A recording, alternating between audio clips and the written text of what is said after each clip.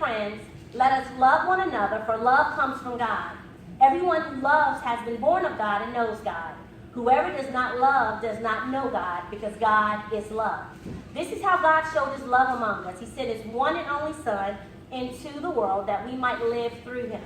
This is love, not that we've loved God, but that he loved us and sent his Son as an atoning sacrifice for our sins.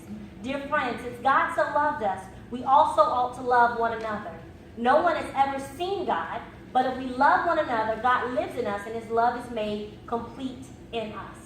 And I want to give you some basic things about love, because one of the things we need to remember is that love, the word love, is the most misused, overused, and misunderstood word of our time. Yeah. People throw around love on pizza, I love this, I love that, we have hearts, emojis, we got all these things, but so few people really understand what love is, because they think it's grounded in their feelings and their emotions, and it's not. See, love is the first fruit of the Holy Spirit. Love is not something that you catch. Love is something that gets deposited on the inside of you when you make Jesus Lord and Savior of your life. When you receive him and he becomes the Lord of your life, that love is deposited on the inside of you. And then it's a fruit that grows and develops on the inside of us that should be hanging off of all of our trees. So it's not something that you catch. You know, people like, I fall in love and fall out of love. You know, that's like catching a cold. That's like a germ or something. That is not love. You can catch feelings and you can catch lust, but call it what it is not love. And guess what, guys? I'm going to be really transparent today. I'm going to talk real, because the world has sold us a lie on what love looks like. And I might step on your toes a little bit, but it's okay. Because if we don't talk about that in church, what are we going to hear about it at? Yeah. That's right. Yeah. Come on. The world confused love with lust. Mm-hmm. You might lust after somebody, but that ain't love. True. That's right. Come on. Because if you don't have Jesus as the center of your life, you can't love. You don't even know what love is. You don't know how to receive it, and you don't know how to give it. Love is a choice backed by action. Yes. You know, people think that love is kind of like the wind. It just blows in and it blows out. No, I have chosen to love Eric. So even when he works my nerves, and he does on occasion, and I work his, safe to say, even when we don't agree, and you can't get any more opposite than the two of us.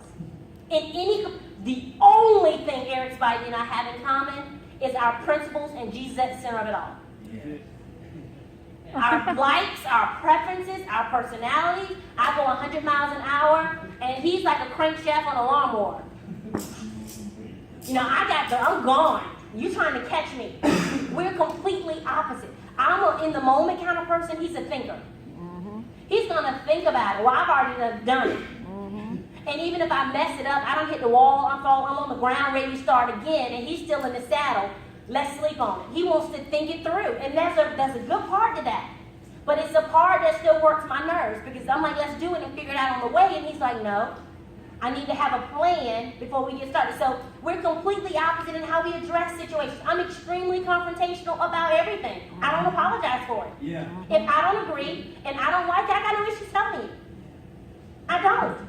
Eric, you know, he's not gonna confront. You know, he's gonna just step back if you don't feel like anything needs to be said, or we're opposite. So we have to choose to navigate through those things together. And in love, we back that up with however our personalities flow. It's not my job to change him. It's not his job to change me. Our action is learning how to love together. We choose to flow in that. When you think about God as being the source of our love, you know, when we think about love is sacrificial. As we read these scriptures, he loved us so much that he sacrificed his son for us. Yeah. And Jesus is an example of what love is and what it looks like. Everything about his life was supremely loving. He's our standard. Not that book you're reading, not that show you're watching, not what the world is telling you, not your mama's definition of it. Jesus. He's the example. He's the standard. And everything about him points to who we're supposed to be. And what's so amazing is he knew we couldn't do that in and of ourselves, so he left the Holy Spirit to give us the power to love. Yes. That's how we love through him. He lives in our hearts, and he makes us more and more like Christ. So because of God dwelling on the inside of us, the power of God on the inside of us, that same resurrection power that can save Jesus, take him, raise him up out the grave. Yeah. That same power lives on the inside of you, and that's how we have the ability to love. And I'm going through some fundamentals because we need to get this before we even start talking about what it's like to love ourselves or what it's like to be in a relationship with someone else. We need a clear understanding of what it is. John doesn't tell us God is love. It says God is love, not love is God. It doesn't say love is God. No, it says God is love. See, the world has twisted this thing and contaminated. The world that makes you think that love is about feeling good. Love is about getting satisfaction. That love is all about what you want. And true love is all about what someone else needs. If you think about that. You know, real love is the direct opposite of selfishness. You can't love and be selfish. Not real love. Real love, like God, is holy, is just, and is perfect. That's a different whole caliber of what love is. And when we're in a relationship with Him and we truly know God, we will love as God loves. See, here's the thing we should know about God. God loved you when you were a hot mess. God loved you when you were in the middle of your sin. When you didn't even recognize who He was. When you were doing and living your life any old kind of way, He loved you. And that's the type of love we're supposed to have for other people. A couple other tips about this, and then we're going to move into another part. When you think about real love, according to 1 John 4, love explains. Here's the thing. When you want to understand where love comes from, number one, it explains why God creates. Because He loves, He created people out of His love and that love for us. He created us to love Him back. Love explains why God cares. Because He loves, He cares for sinful people. It explains why we're free to choose. God gives us free will because He wants us to choose Him. That's love. Love explains why Christ died because that was the solution to our sin problem. Love explains why we have eternal life because that is God expressing His love toward us forever. And I'm giving you guys this foundation of what God says about love and what love is so that you can start filtering your choices, your actions, and yourself through that. When you think about love, it doesn't compromise. God loves us, but His love for us does not make Him overlook His moral code for us. The true love for what His standard is for us, His grace is sufficient, but He doesn't compromise what He expects of us and what He delivers to us. Does that make sense? Yes. We need to know that. And love is the greatest. This is another point I wanted you guys to get. Love is not positive, it's powerful. Love is not natural, it's supernatural. Love is not natural, not in of your flesh, because there's no good thing in this flesh. 1 John 4:20, we read that earlier, says, whoever claims to love God yet hates his brother or sister is a liar. Whoever does not love their brother and sister whom they have seen cannot love God who they have not seen. So it's hard to say you love God, I'm saved, and I'm a Christian, but then you hate everybody else. That's right. You're talking about everybody else. There's a breakdown in your understanding of what true love is. And another verse I want you to look at is Matthew 22, 37 to 39. Jesus replied, love the Lord your God with all your heart and with all your soul and with all your mind. This is the first and greatest commandment. And the second is like it. Love your neighbor as yourself. When you think about love, according to these scriptures in this text, loving God requires every part of you. Loving God, being in a relationship with God requires every part of you. Your heart, which is your spirit and your dreams. Your soul, which is your personality and your emotions. Your mind, which is your thoughts, your ideas, and your plans. You need to love God with everything that you've got. And you can say, what does that have to do with marriage and family?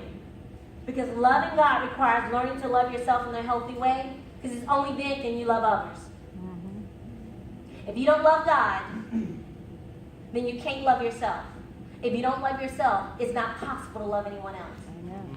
So being able to understand the root foundation of this and personalize it and making it a part of your life, because here's the thing, we have marriages and people that are looking for relationships and dating that are miserable because what they're looking for or what they're trying to have, neither one of them are capable of giving the other.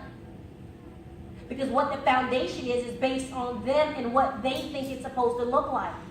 When you think about your love for God backed by your love for yourself becomes the mirror in which you see other people. How you see people, how you treat people is all grounded in how you understand love. Does that make sense? Y'all looking at me crazy? Yes. Are y'all there? Yes. Say something. You're here. Hallelujah. Amen. Good. How you see how that love for God and how you see yourself automatically dictates how you see other people. This is what I want you to remember. Everything in your life is a reflection of how you recognize, receive, or reject love. I'm going to say this again. Everything in your life is a reflection of how you recognize, receive, or reject love. Your conversation. When the Lord dropped me, He put that in my spirit, I wrote it down immediately, and I just kept reading it. He says, every time you've been hurt or disappointed, it's got something to do with how you receive, reject, or recognize love. What it means to you, what your expectations are. Everything about your life, your conversations, your relationships, your work, your career, everything about your life is based on how you receive, recognize, or reject love. Which is why we have so many people in this world that are so confused, why there's so much chaos, because they don't have an understanding and recognize what true love is. They don't even know where it comes from. Definitely not even open to receiving it. So what happens is they reject what's not known to them. How does this roll into being, thinking about loving yourself in singleness? Because if you're in this room, how many people are single? You're single, just wave your hand at me. I want to know who I'm talking to. You better be single. You were 14, stay that way. Think about it. If you're single, a lot of times I talk to people who are single, and all they talk about is wait for a man. Or wait for a woman. They go both ways. I need a wife, I need a husband. I need a wife, I need a husband. And here's the thing, everything about their life is they're waiting. There's a couple people, and I won't call names, everywhere they go is because they're looking. You know who I'm talking about. You got a couple eyes on people. I'm going back to this restaurant because she's cute, she's single, she's a Christian. I want her to serve me. I'm going back to these places. He's cute, he's at the gym, he ain't got no ring. He took his shirt off, he got a six-pack, and he's cute, got good eyes. I'm going to go back, I'm going to be on the treadmill every day at this time. Y'all know them people. Don't act like you don't know. You might be them people. Be truthful. But you know they're looking. Everywhere they go, they got their binocular out because they're in their mind, they're waiting. What the Lord said as we were preparing this message is singleness is more than waiting. It's strategic. And here's some things you need to understand, and this is to my single people. There are reasons why it's beneficial to stay single until you meet someone that's truly worth giving your heart to. There are reasons. Number one, you need to focus on fulfilling God's will for your life. And Eric and I are going to share some of our dirt in a little bit, but one of the things that we started dating really young. We got married young. We started our family young. I knew how to be a wife and I knew how to be a mother before I knew how to be a woman. And we had shaped our whole life around what we were going to be, but I didn't know what I was supposed to be.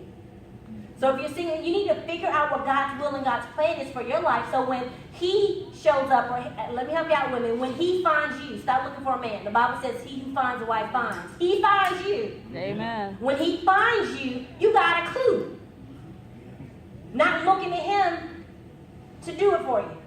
You need to know, men, you need to be working on you and fulfilling God's plan for you, because when she comes into your life, she want to know you got a vision. Number two is, learning how to love yourself. If you're single, you should be focused on searching for significance within yourself and learning how to love yourself.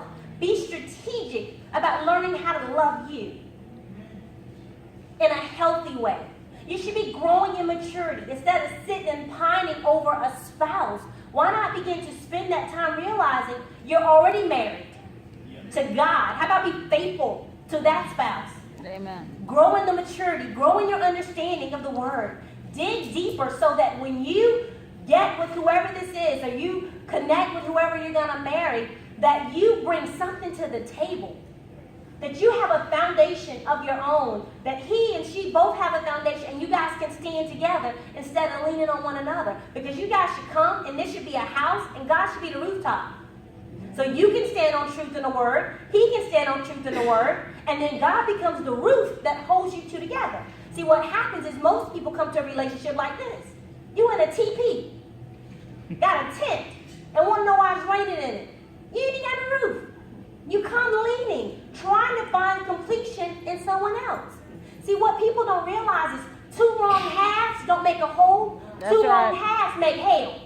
That's right. So you need to make sure what you're coming to the table with is wholeness, so that you can peep out hell from a distance. That's right. You need to be establishing your identity completely in God. The fullness of His power. What He's calling you to do. Being faithful. I'm so excited about the young adults that we have serving here. Because I believe their service here, God's going to honor that. They're not married. They're young. They're believing God for spouses at the appointed time. But they're faithful with their hands on their plow here. That's right. Getting seed in the ground. Seed in the ground. So at the appointed time, they'll attract someone who's also excited about putting seed in the ground. You can build off of that. You can grow off of that. Instead of sitting at home watching something on TV you ain't got any business, women, and men playing Xbox. I still don't get that. But I'm going to leave that alone. Who want a grown man who spend all his time playing the PlayStation? That's right. Come on. If your man is spent all his excess time, I'm just saying, flag, I don't know who that was for. Do something different with your life. The time you spend in waiting and seeking God is more important than you realize. Your singleness in this season of your life is not an accident. It's been ordained. There's something God wants to get to you. There's something God wants to do in you. There's something He wants to get through you before He connects you. Because one of the things that I think makes our marriage blessed, and it took us a moment to get there, is because we're both pursuing God with all that we have. There's vision and purpose that we both have as individuals, and then God seals that together, so we run hard together. Yeah. And so when I get weak, He holds me up. When He gets weak, I hold Him up. Quitting ain't an option. Not running is not an option. So it keeps us moving when life gets hard and times get difficult. Because we're yoked together in something greater than ourselves, that vision and that purpose. You know, when you think about the season that you're in, because seasons come and seasons go. Every season has a reason, and it's got an appointed time, and every season is not forever. So in your singleness, the question has to be, how can I squeeze out everything in this that God wants to do in and through me? How do I get the most out of this? How do I get everything I'm supposed to get out of this? Because once you get married, that state of singleness is no more. You don't get it back. Not if you're going to do it God's way. So instead of complaining and being on Tinder and marriage.com and christiansingle.com, whatever, Jesus be offense, get in the Word. Work on becoming a woman that a good man wants to find. Work on becoming a man that a good woman wants to follow. Spend that time getting built up and strengthened so that you can bring something to the table. Because life is difficult and marriage is hard. See, love is special, but see, marriage is an eye-opener. Any married folks want to say? Oh, yeah. Once yes. you commit that you're going to do it God's way, you're like, what the world? You did that? Oh, what? Amen. I didn't know you had them habits. We dated how long? I ain't ever seen that. Yep. Marriage is an eye-opener. Be real. Anybody willing to say amen? Amen. And I'm talking about when it's with the right people. It's an eye-opener. So don't hate this time of singleness. Don't fret it. Don't despise it. Glean from it everything that you need so that when you go into a marriage, you start that much further ahead. It's not an accident. God's not punishing you. God's not withholding somebody from you. You're not ready yet. Because here's what you got to realize. God has prepared, if that's the marriage is the desire of your heart, you got to know that God has already prepared that marriage for you. But this season that you're in, you're getting prepared for it. Does that make sense? Y'all still love me single people? Get off Tinder and Facebook. I get more inbox messages from single men, and I blow them up, Sean. They don't even know what they asked for. How you going to come up in my inbox talking about you want to take me out? I do. I could pay for them posts. I could copy them and print them, because by the time I finish preaching Jesus and the power of marriage and how awesome my husband is, they like block me. They don't ever want to deal with me anymore. Do something. Make sure you're getting focused on becoming who you need to be so that God can elevate and promote you into whatever He has for you. Amen. Then the last part of what we want to talk about, and I went through that kind of quickly because I wanted to make sure, in lieu of Valentine's Day, that we were able to talk and share, because if you're married, you know, marriage is under attack right now. Marriage is under attack good marriages are under attack. I talk to people every day that are miserable in marriage. And so now Eric's going to kind of lead us into the application part on love and marriage. So that's it. And I apologize in advance for anything he says, y'all, because he doesn't get the mic often, so I told him to be nice to me. Oh, this is going to be good. This is going to be good, okay. So can you give my husband a hand? Hey, hold on. So listen, when Keisha says that we are opposite, Y'all are. thank you. We're total opposite. Thank you. That's okay. How we got together, I don't even remember. It's like God blinded our eyes and just put us together. The next thing you know, we wake up and here we are. But it's been a journey. It's not been easy by any stretch. And we're going to share a little bit. You can sit down, but I love that you don't. I'll stay with you. Yeah. I don't want to be up here. She got that camera. So, anyway, just a little bit about us again. You know that we're totally opposite. So when Keisha talks about how she's a type A, go get it and go after it and get it done, I'm total opposite. And anybody that's been around me for any time knows that. I like to take things slow. I like to take it in. You know, I don't like to move. Don't like to be rash. I'm opposite. I sleep on anything. I've made so many bad decisions in my life. When I was young, I defaulted, so I sleep on stuff. I probably sleep on stuff I shouldn't. Where you want to go tomorrow? I don't know. Let me sleep on it. Really. So there are some things now. I have to be careful what I tell her, because if I tell her something, she's gone. Okay. So if I say, hey, you know, sweetie, I'm thinking about this. I'm thinking about, I think we should move. She's gone. Within a week, she will call me and say, sweetie, I think I got our house. I've been to it, and I'm serious. So I have to be careful, because when I'm thinking about something, I'm thinking about it. I'm not even thinking about it. I don't even have a plan yet. Okay? She, in her mind, is like, I've got a plan, I've got it all mapped out. Now I just need her to go execute. No. When she talks about running into that brick wall, she runs into it. This woman stays in concussion protocol. She stays and she hits the wall, and then, babe, okay, what we got? You good? Because she just takes off and she goes.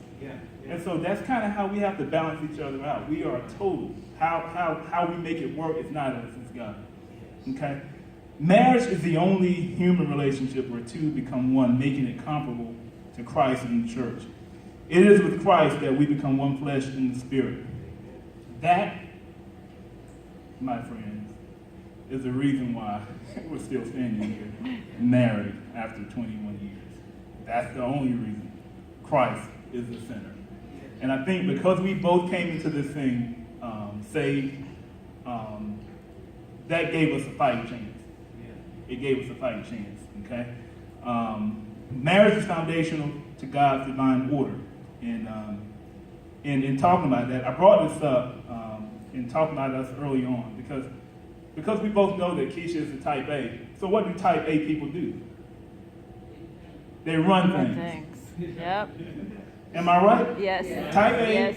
run things. Mm-hmm. She ran the house. Mm-hmm. Okay? She ran the house. I stand here before you and I tell you, she ran the house. She ran me.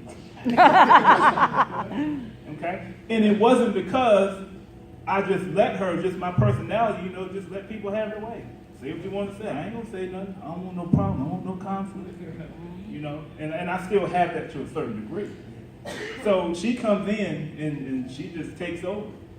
And so we were out of order. And what was happening in that case is she was beating me up, defeating me. Just totally, I was beating myself up. She was beating me up. I was being a man. We were a year and 2 years, I guess. We were 2 years in this thing. And she had asked herself if she missed God. She said, have I missed God? So in the car one day, I picked her up from work. Aaron was a little baby. Okay, Aaron is 20 years old now. Okay, he was a little baby. In the car, I picked him up, and she gets in the car, and all of a sudden she starts in. Not on me, but it's like, you know what? I'm tired of this. This is what she said. I'm tired of this. I'm done. I think I need to go home. We were living in Greensboro at the time. Okay, I need to go home and go back to my dad's house. I need to go back to my dad. Basically, I need to go back and to a real man that can take care of me because you ain't cutting it. She didn't say all that. This is my interpretation. This is my interpreter going on. I got a translator in my head. That was the translation that I got. Okay. So, what did I say? Go ahead. I said, you know what? Just go. That might be a good idea. Oh, yeah. I think you probably should do that. Give me a chance to get things together. In my head, I'm thinking, I don't know how to handle this responsibility, so if I can get rid of it and let somebody else take care of my family, that means I ain't got to do it. Oh, I ain't come got on, to be grow, I real ain't got now. to change, I ain't got to fix nothing. Come on, be real. Or at least I can fix it at my own pace, right? I can take my time with the thing. And so, how you think that impacted her? Not good. Yeah. She's like, right, deuces, I'm out. Okay? She wanted me to fight for her, for lack of a better word. She wanted me to go to bat for her, to win her. I didn't know how to. I had no clue. I didn't know what to do. So it's easy for me to just relinquish responsibility, give it to somebody else. I'll be out on my own, figure it out, and, we hook back up. God see fit, brings us back together. Let's do it. But right now, I can't be a father to Aaron. I can't be a husband to you. So it's best you do go home to dad. Yeah. Okay? You got anything you want to add? And what happened in that day, I literally made my decision. It's done. I miss God. I'm not going to do this anymore. I can start over. And in that day, I went home and I was heartbroken because deep down, I never said to him I wanted him to fight for me. But at that point, I felt like what that did to my confidence and to my self-image was like, you know what? I'm not even worth fighting for. So what it internalized, I took it all in onto me and said, what is wrong with me? I'm not a good wife. I'm not a good mom. I'm not good enough. And so what the enemy was using to destroy him, he turned around and was also using it to destroy me. But we'll talk about this in a couple tips. But the wisdom is you always better have somebody in your life willing to tell you the truth. Because the day of that conversation, I was broken. It was a decision. I was out. It was done. Yeah. And I started powerful praying woman. I just started praying. I went in the room and I looked at Aaron, who's a baby, and I was like, I'm done. We're gonna do this. We're gonna figure this out. I'll start over. We'll be okay. And I picked up the telephone to call one of my friends. And I got on the telephone and I called her. I said, Renee, that's her name. I said, Renee, I'm done. I can't do this anymore. I'm leaving. I love you. I just want to let somebody know what's going on. And she started laughing at me. That was not the thing to do for an angry woman who's going. And she laughed at me and she said, you're not going anywhere.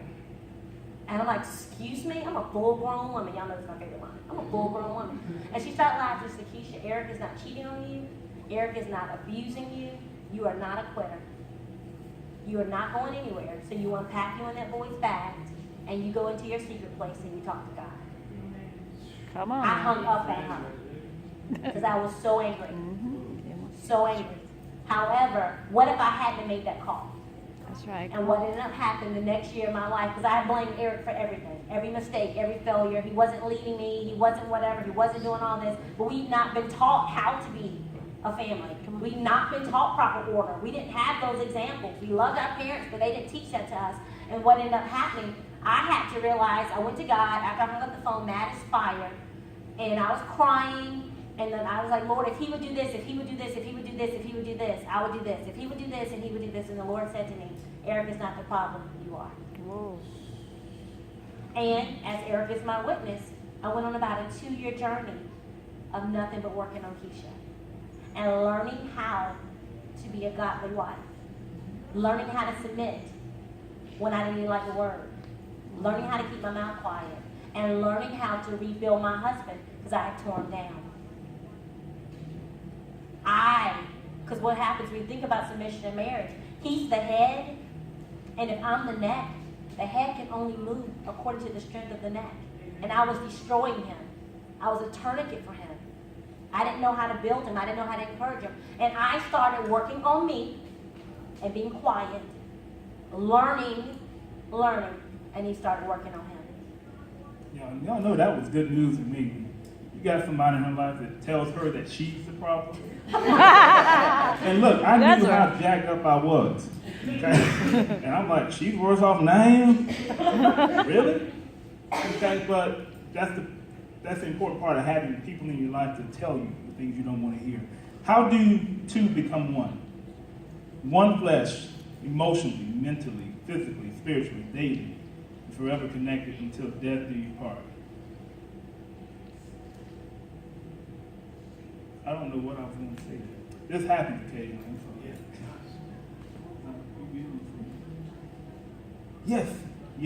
Yeah. So leaving Cleveland, right? You know what leaving Cleveland means, right? Yeah. Okay, so we went through premarital counseling. Okay, albeit it was only one session. We went through something. Okay, so Reverend Everett was the one that married us. He was my pastor at the time, and so we're sitting in there, and he asked me this question.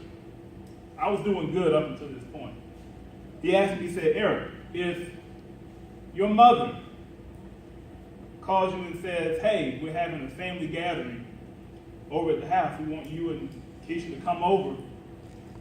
And but Keisha has some other plans, some other things she wants to do, and you really can't go. I said, what do you do? Oh, I said, that's easy. I go to mama then. Right. Wrong. Right, I go, mama said we having a gathering, so that's what we're going to mama's. Mm-hmm. And he looked at me like, and of course she looking at me too. I didn't look her way, because all I knew by looking at him that I was totally wrong. And he looked at me, he said, you sure about that? I said, I don't go to mama's. No. He just shook his head, no, don't go to mama's. That was kind of my first experience of understanding how serious the commitment of marriage is. Because you leave your mom and your dad, your family, and you cleave to your spouse. That's right. And so I didn't understand that, but it hasn't been a problem. It's nothing like, it's not crazy, okay? Nothing like that. But I was wrong. I thought I had it figured out, because up until that point, mom was, she was the dominant woman in my life. So if she said we having a gathering, then we going to the house. That's where we're going. But I had to change that mindset, right? Mm-hmm. Mutual submission, respect, and honor. So when we got married, I think Keisha did say honor and obey. I think you did throw that obey in there. Now, that was a little different. That was a mouthful for her, okay? But she got it out. She did say obey. And